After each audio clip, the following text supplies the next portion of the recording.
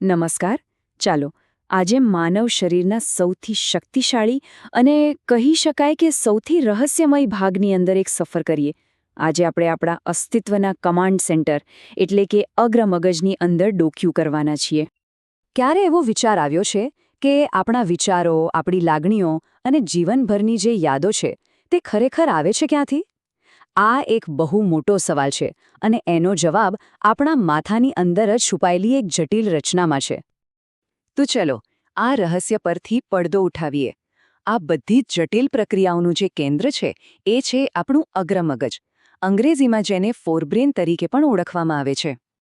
તો આ અગ્રમગજ છે શું? એકદમ સરળ શબ્દોમાં કહીએ તો આ આપણા મગજનો સૌથી મોટો અને સૌથી વિકસિત ભાગ છે.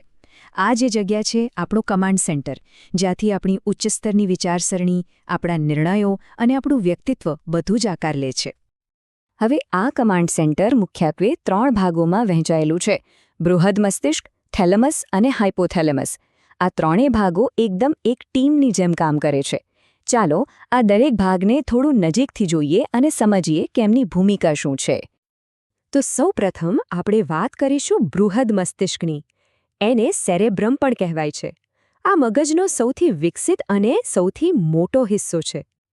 આને આપણે આપણા મગજની CEO ઓફિસ પણ કહી શકીએ. કેમ?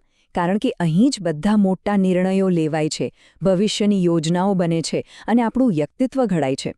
આ ખરેખર વિચાર અને તર્કનું પાવર હાઉસ છે. ચાલો વિચારીએ.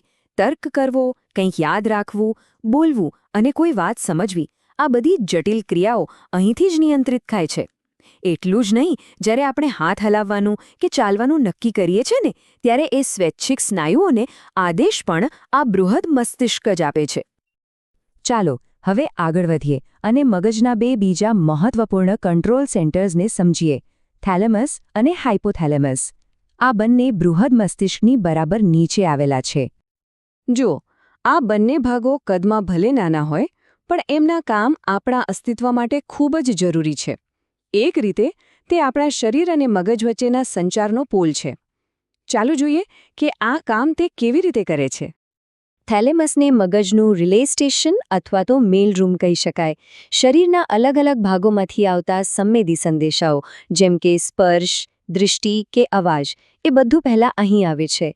પછી થેલેમસ એક કુશળ ટ્રાફિક કંટ્રોલરની જેમ દરેક માહિતીને પ્રોસેસિંગ માટે મગજના સાચા ભાગ સુધી પહોંચાડે છે. હવે વાત કરીએ હાઇપોથેલેમસની.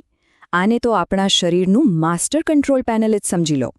જ્યારે આપણને ગરમી લાગે છે, ભૂખ લાગે છે, તરસ લાગે છે કે ઊંઘ આવે છે, ત્યારે એ હાઇપોથેલેમસ જ છે જે આ બધી મૂળભૂત જરૂરિયાતોને કંટ્રોલ કરીને આપણા શરીરમાં એક બેલેન્સ જાળવી રાખે છે. અને એનું કામ અહીં જ નથી અટકતું. તે પિટ્યુટરી ગ્રંથિ દ્વારા 10થી પણ વધુ હોર્મોન્સના સ્ત્રાવને નિયંત્રિત કરે છે. અને આ એ જ હોર્મોન્સ છે જે આપણા વિકાસ, આપણી ઊર્જા અને આપણા મૂડને પણ સીધી અસર કરે છે. તો આપણે જોયું કે બૃહદ મસ્તિષ્ક, થેલેમસ અને હાઇપોથેલેમસના પોતપોતાના ખાસ કામ છે. પણ સૌથી અદ્ભુત વાત તો એ છે કે આ બધા ભાગો એક ઓર્કેસ્ટ્રાની જેમ એકદમ તાલમેલથી એક સંકલિત સિસ્ટમ તરીકે કેવી રીતે કામ કરે છે. આપણું અગ્રમગજ છે ને, એ અત્યંત વ્યવસ્થિત છે. એમાં સાંભળવા, જોવા અને સૂંઘવા જેવી દરેક સંવેદના માટે ચોક્કસ સમર્પિત વિસ્તારો છે. દરેક માહિતી સીધી તેની યોગ્ય જગ્યાએ પ્રોસેસિંગ માટે જાય છે, જાણે કે એકદમ વ્યવસ્થિત ફાઇલિંગ સિસ્ટમ હોય. પણ અહીં એક સવાલ થાય. જ્યારે આપણે કોઈ નવો ચહેરો જોઈએ છીએ કે કોઈ નવો શબ્દ શીખીએ છીએ, ત્યારે આપણું મગજ તેને જૂની યાદો કે જૂના જ્ઞાન સાથે કેવી રીતે જોડે છે? આ બધું કનેક્ટ કેવી રીતે થાય છે? આનો જવાબ સંગઠન વિસ્તારોમાં છુપાયેલો છે. આ અગ્રમગજના એવા જ જાદુઈ વિસ્તારો છે જે નવી માહિતીને આપણી જૂની યાદોના નેટવર્ક સાથે જોડે છે.